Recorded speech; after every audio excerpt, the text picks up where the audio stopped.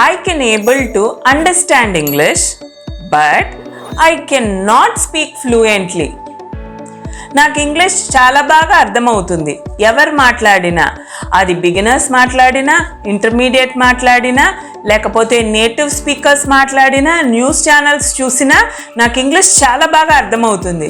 కానీ నేను మాట్లాడాలంటే నాకు మాటలు రావటం లేదు. ఈ ప్రాబ్లం బేసిక్ బిగినర్స్కి కానీ ఇంటర్మీడియట్ లెవెల్లో ఉన్న వాళ్ళకి కానీ ఫేస్ చేసే common problem while you are speaking in English అండి. అంతేనా? సో మీరు ఇంగ్లీష్ మాట్లాడేటప్పుడు ఎవరు మాట్లాడినా, ఏ లెవెల్లో మాట్లాడినా, ఎంత అడ్వాన్స్ లెవెల్లో మాట్లాడినా మీకు చాలా బాగా అర్థమవుతుంది. కానీ అదే మీకు ఒక సిచ్యువేషన్ ఇచ్చి మిమ్మల్ని ఓన్గా నరేట్ చేయమంటే మీరు వెంటనే ఇన్స్టెంట్గా స్పాంటేనియస్గా మాట్లాడటానికి రాదు కదా. ఓకే, సో ఇలా ప్రతి ఒక్క ఎపిసోడ్లోనూ ఒక్కొక్క ప్రాబ్లం బేసిక్ బిగినర్స్ వాళ్ళు ఇంగ్లీష్ మాట్లాడేటప్పుడు ఫేస్ చేసే ప్రాబ్లం గురించి నేను దాని రీజన్స్ ఏమిటి, దానికి సొల్యూషన్ ఏంటి. ఇప్పుడు ఈరోజు మన ప్రాబ్లం ఏంటండి?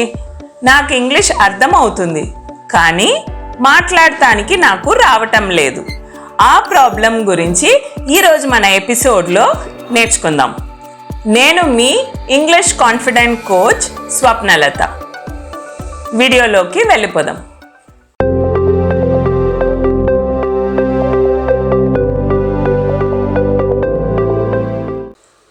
మనం బిగినింగ్లో చెప్పుకున్నట్టు ఈరోజు మనం డిస్కస్ చేసే ప్రాబ్లం ఏంటండి? ఇంగ్లీష్ చాలా బాగా అర్థమవుతుంది కానీ మాట్లాడటానికి రావటం లేదు. దీనికి ముందు మనకి సొల్యూషన్ చూసే ముందు మనం తెలుసుకోవాల్సింది ఏంటి? అసలు దీనికి కారణాలు ఏమిటి, రీజన్స్ ఏమిటి? 3 రీజన్స్ ఉన్నాయి ఫ్రెండ్స్. ఫస్ట్ రీజన్ ఏంటంటే అసలు ఒక ఇంగ్లీష్ లాంగ్వేజ్లో మనకి 4 విషయాలు ఉంటుందండి. Reading, listening, writing, speaking. First 2 ఏం చెప్పాను ఫ్రెండ్స్ నేను? Reading, listening. రీడింగ్, లిసనింగ్ అనేది friends passive skills. Writing, speaking అనేది friends active skills. Madam, active skills అంటే ఏంటి, ప్యాసివ్ స్కిల్స్ అంటే ఏంటి? ఎస్, యాక్టివ్ స్కిల్స్ అంటే ఫ్రెండ్స్ డెఫినెట్గా 4 విషయాలు మనకి తెలిసి ఉండాలి. యాక్టివ్ స్కిల్స్ అంటే మనకి ఏం మాట్లాడుతున్నామో, ఏమి రాస్తున్నామో దాని మీద ఎక్కువ ఫోకస్ ఉంటుంది. చాలా కాన్సన్ట్రేట్ చేసి మనము ఆ విషయాన్ని మాట్లాడుతున్నప్పుడు కానీ రాస్తున్నప్పుడు కానీ మనము ఏ విషయం గురించి అయితే మాట్లాడుతున్నామో దాని మీద ఎక్కువ ఫోకస్ ఉంటుంది. అది point number 1. Point number 2, compulsory grammar అనే దాని మీద మనకి కొంచెం అవగాహన ఉండాలి. Third one, vocabulary friends. Vocabulary అంటే ఇంగ్లీష్లో ఏ సిచ్యువేషన్లో, ఏ సెంటెన్స్లో ఏ పదం వాడాలో మనకి కరెక్ట్గా తెలియాలి.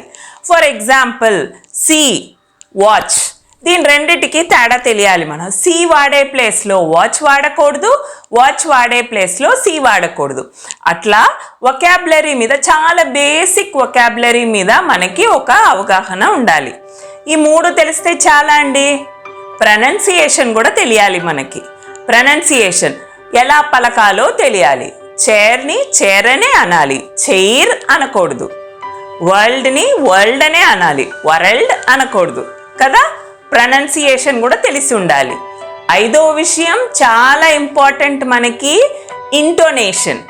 నేను ఇప్పటి వరకు మీకు క్లాసెస్లో ప్రొనౌన్సియేషన్ గురించి చెప్పున్నాను, వొకాబులరీ గురించి చెప్పాను, మీకు గ్రామర్ గురించి బేసిక్ గ్రామర్ చెప్పి ఉన్నాను, మీరు ఎలా ఫోకస్ చేయాలనేది చెప్పాను. కానీ ఇంటోనేషన్ గురించి చెప్పలేదు. ఇంటోనేషన్ మరి అంత డెప్త్గా మీరు తెలుసుకోకలేదండి. But what is intonation? ఒక చిన్న సెంటెన్స్ చెప్తాను ఫ్రెండ్స్ నేను. ఇంటోనేషన్ అంటే ఒక సెంటెన్స్, ఒక ఉదాహరణకి నేను ఒక సెంటెన్స్ చెప్తాను. I never said he has stolen my necklace. ఈ సెంటెన్స్ ఉంది.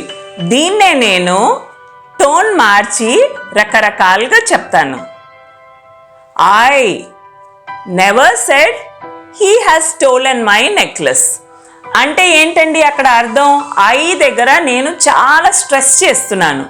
అంటే నేను చెప్పలేదు, తను చెప్పుండొచ్చు, లేకపోతే ఆమె చెప్పుండొచ్చు, లేకపోతే పక్క వాళ్ళు చెప్పుండొచ్చు, లేకపోతే వీళ్ళు చెప్పుండొచ్చు, వాళ్ళు చెప్పుండొచ్చు, నేను చెప్పలేదు. అందుకోసం ఐ అనేది స్ట్రెస్ చేశాను. ఇంకోటి, I never said he has stolen my necklace. నేను చెప్పలేదు తను నా నెక్లెస్ని దొంగిలించాడని నేను చెప్పలేదు. తను దొంగిలించుండొచ్చు, లేకపోతే నాకు నేనే దాచిపెట్టుండొచ్చు, లేకపోతే ఆమె దొంగిలించుండొచ్చు, లేకపోతే అతను దొంగిలించుండొచ్చు. సో హీ మీద నేను దాన్ని స్ట్రెస్ చేసి చెప్తున్నాను. Next, I never said he has stolen my necklace. My మీద నేను స్ట్రెస్ చేశాను. అంటే ఏంటి ఫ్రెండ్స్? నేను చెప్పలేదు తను నా నెక్లెస్నే తీసుకున్నాడని చెప్పలేదు. నేను నా నెక్లెస్ని తీసుకోవచ్చు, మా అమ్మగారి నెక్లెస్ తీసుకోవచ్చు, లేకపోతే పక్క ఆవిడ నెక్లెస్ తీసుకోవచ్చు. అర్థమైందా ఫ్రెండ్స్? మై దగ్గర స్ట్రెస్ చేశాను. ఇప్పుడు last, I never said he has stolen my necklace. నెక్లెసే తీసుకున్నాడని నేను చెప్పలేదు. నెక్లెస్ తీసుకోవచ్చు, రింగ్ తీసుకోవచ్చు, లేకపోతే బ్రేస్లెట్ తీసుకోవచ్చు, బ్యాంగిల్ తీసుకోవచ్చు, ఏదైనా. చూసారా ఫ్రెండ్స్, ఒకటే సెంటెన్స్లో ఎంత తేడా ఉందో? ఒక్కొక్క వర్డ్ని మనం ఏ వర్డ్ని స్ట్రెస్ చేసి చెప్తున్నామో దాన్నే ఇంటోనేషన్ అంటారు ఫ్రెండ్స్. ఇవన్నీ కలిపితేనే మనకి యాక్టివ్ స్కిల్స్ అనేది వస్తుంది. యాక్టివ్ స్కిల్స్ దేనికి వాడతామండి? మనము స్పీకింగ్కిను రైటింగ్కి వాడతాము. కానీ మనం రీడింగ్కి, లిసనింగ్కి మనకి ఈ యాక్టివ్ స్కిల్స్ ఏమీ అవసరం లేదు. ఇన్ని గ్రామర్ కానీ, ఇంత వొకాబులరీ కానీ, ప్రొనౌన్సియేషన్ కానీ అవసరం లేదు. అవునా? సో అవన్నీ ప్యాసివ్ స్కిల్స్. సో ఇది ఫస్ట్ ప్రాబ్లం. మనం ఏం చేస్తాం ఫ్రెండ్స్? మనం బేసికల్గా మనం చేసే మిస్టేక్ ఏంటంటే, ఫస్ట్ కారణం ఏంటంటే, we focus more on passive skills. Passive skills మీద 90% ఆఫ్ ద టైం మనము రీడింగ్ అండ్ లిసనింగ్ చేస్తాం, కానీ మిగతా 10% రైటింగ్ అండ్ స్పీకింగ్ మీద ఎక్కువ ఫోకస్ చేయటం లేదు. అందుకని మనకి అర్థమవుతుంది. మనం ఎక్కువ వింటాం కదా ఫ్రెండ్స్, అందుకని మనకి అర్థమవుతుంది, మనం మాట్లాడలేకపోతాం. That is problem number 1. Problem number 2 ఏంటంటే ఫ్రెండ్స్, మనం మాట్లాడేటప్పుడు we should be very very fast. మనము చాలా స్లోగా, ఇక్కడ విల్ రావాలా, వుడ్ రావాలా, లేదు ఈ పర్టికులర్ యాక్షన్ నాకు ఆల్రెడీ పాస్ట్లో అయిపోయింది, పాస్ట్ టెన్స్ వాడాలా లేకపోతే పాస్ట్ పర్ఫెక్ట్ వాడాలా అని ఆలోచించుకొని మాట్లాడలేం కదా. When we are delivering something, when we are expressing something, we can not think and do that. So we should be very fast in expressing our thoughts. So అప్పుడు మనం చాలా ఇన్స్టెంట్గా, ఫాస్ట్గా మనం చెప్పాలని అనుకుంటున్నప్పుడు మిస్టేక్స్ చేస్తాము. అది సెకండ్ రీజన్. థర్డ్ రీజన్ ఏంటంటే ఫ్రెండ్స్, కొంచెం సైంటిఫిక్ రీజన్ ఉందండి. థర్డ్ వన్ ఏంటంటే, మన బ్రెయినును మనకి ఇక్కడ వోకల్ కార్డ్స్ అని ఉంటాయి ఫ్రెండ్స్. మన థ్రోట్ రీజన్లో వోకల్ కార్డ్స్ ఉంటాయి. ఈ బ్రెయిన్ వోకల్ కార్డ్స్ రెండు సింక్ అవుతుందిట, రెండు ఫ్రెండ్స్ లాగా మాట్లాడుకుంటాయిట. ఏంటి, మనం ఏదైతే మాట్లాడాలని అనుకుంటున్నామో నా వోకల్ కార్డ్స్ ఏమవుతుంది ఫ్రెండ్స్, రెండు వైబ్రేట్ అవుతున్నప్పుడు సౌండ్ ప్రొడ్యూస్ అవుతుంది, మనం మాట్లాడతాం. ఏదైతే ఎక్కువ మాట్లాడతామో అది బ్రెయిన్ రిజిస్టర్ చేసుకుంటుందిట, తన బుక్లో రిజిస్టర్ చేసుకొని పెట్టుకుంటుంది మెమరీలో. సో చాలా బాగా అర్థమవుతుంది మనకి, చాలా ఎక్కువ గుర్తుండిపోతుంది మనకి. సో మనం మాట్లాడితేనే కదా ఫ్రెండ్స్ మన బ్రెయిన్ అది గుర్తుంచుకుంటుంది. మనం ఏం చేస్తున్నాం ఫ్రెండ్స్, ఎక్కువ వింటున్నాము. సో వినింది మాత్రమే గుర్తుంచుకుంటుంది, ఎక్కువ రిజిస్టర్ చేసుకోదు. ఏదైతే మాట్లాడుతున్నామో అది ఒక్కటే బ్రెయిన్ చాలా ఫాస్ట్గా రిజిస్టర్ చేసుకుంటుంది ఫ్రెండ్స్. బ్రెయిన్కి వోకల్ కార్డ్స్కి మనకి సింక్ ఉంది, కానీ బ్రెయిన్కి మనం దేని ద్వారా వింటున్నాం ఫ్రెండ్స్, ఇయర్స్ ద్వారా. దీని రెండిటికి స్పీకింగ్ అంటే ఫ్లూయెన్సీలో సింక్ అనేది లేదు. సో బ్రెయిన్ దేని మీద, ఎవరిద్దరు ఫ్రెండ్స్ మనకి? వోకల్ కార్డ్స్ను బ్రెయిన్ ఫ్రెండ్స్. సో ఏదైతే మాట్లాడుతున్నామో, నేను ఈరోజు ఏం మాట్లాడానో రేపు అడిగితే కూడా చెప్పగలను.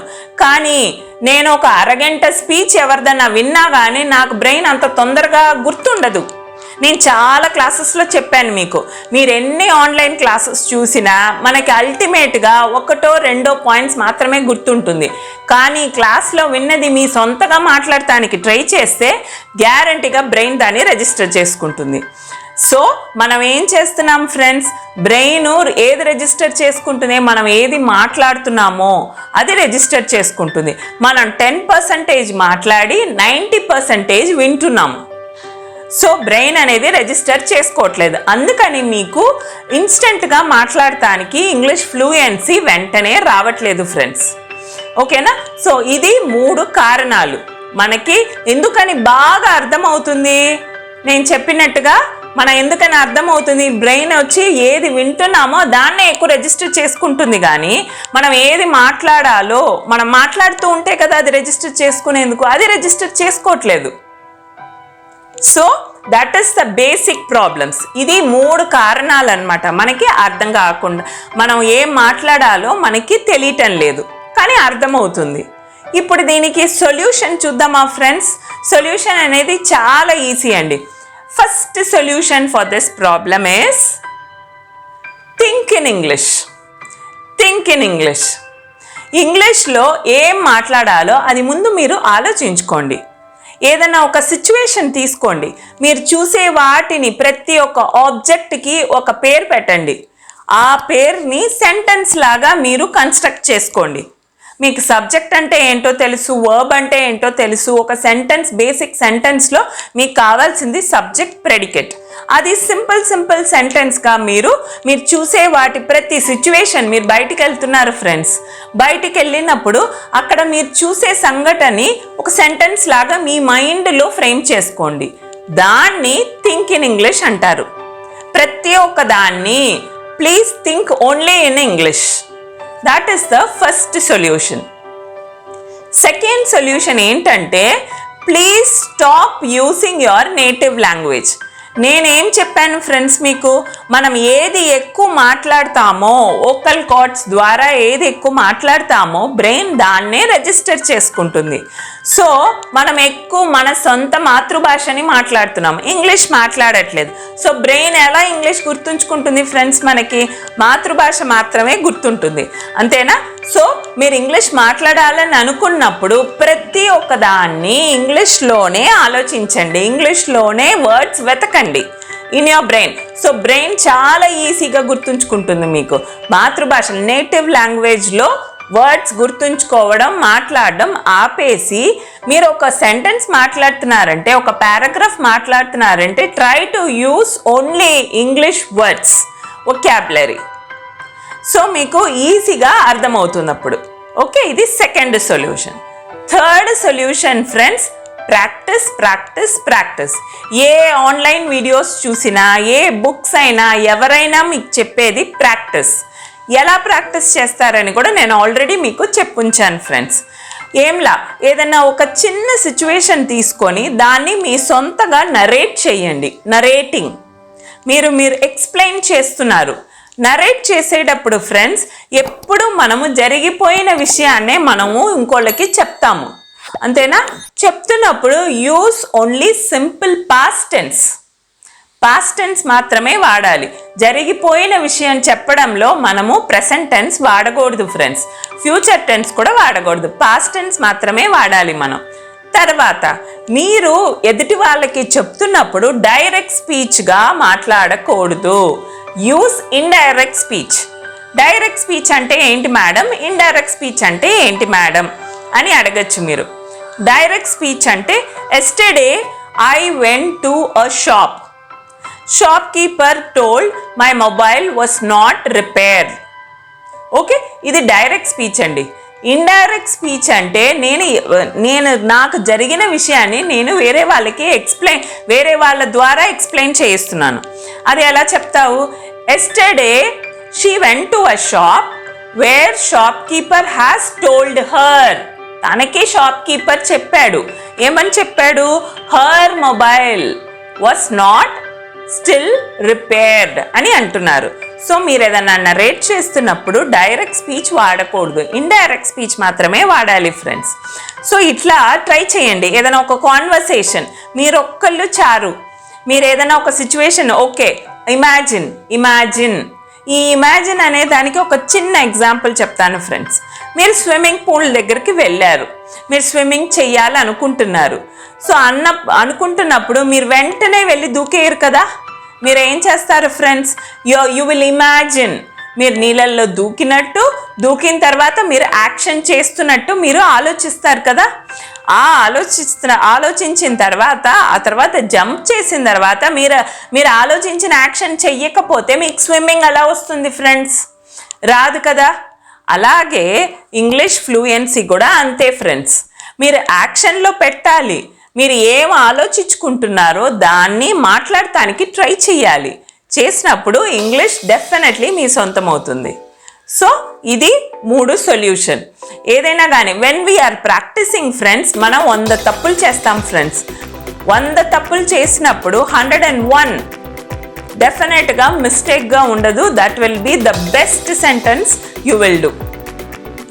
అది ఫ్రెండ్స్, తప్పు చేసి when you are making mistake, imagine and think that you are in the right path. అంటే మీరు తప్పు చేస్తున్నప్పుడే మీరు కరెక్ట్ దారిలో వెళ్తున్నారు అని అర్థం. So don't hesitate to make mistakes. So this is the first problem. ఈరోజు మనం చూసింది ఏంటి friends? First problem, I can understand English but I can't able to speak English fluently. దీనికి 3 రీజన్స్ చెప్పాను, 3 సొల్యూషన్స్ చెప్పాను. I will catch you up in my next video with another problem. I am your English Confident Coach Swapnalata. Bye bye for today. See you in my next video. Thank you.